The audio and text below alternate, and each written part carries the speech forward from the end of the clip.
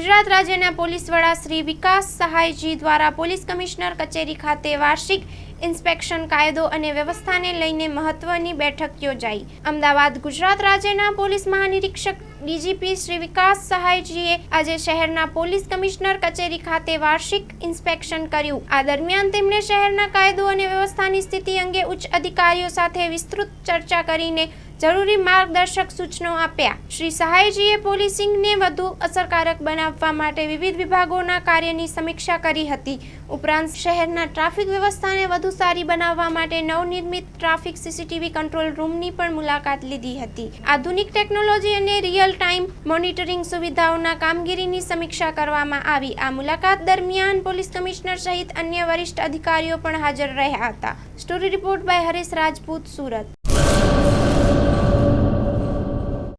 શું નામ તમારું? જુમાભાઈ, ગામ મથલ।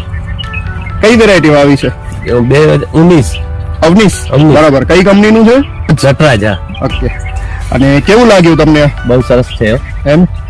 માળ ને કેવી લાગે છે તમને? ના જોરદાર। પહેલી મેં માળ અમે કાપી નાખી છે, બરાબર। સર્વિસ જોરદાર આની, બરાબર છે।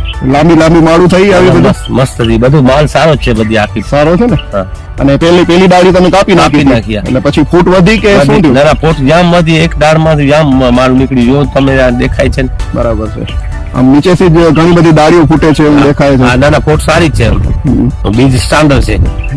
પેલી વીણીનો માલ છે કે બીજી વીણીનો? ના ત્રીજી વીણીનો ઉતાર નાખ્યો, 2 વાર ઉતાર નાખ્યો છે એમ ને?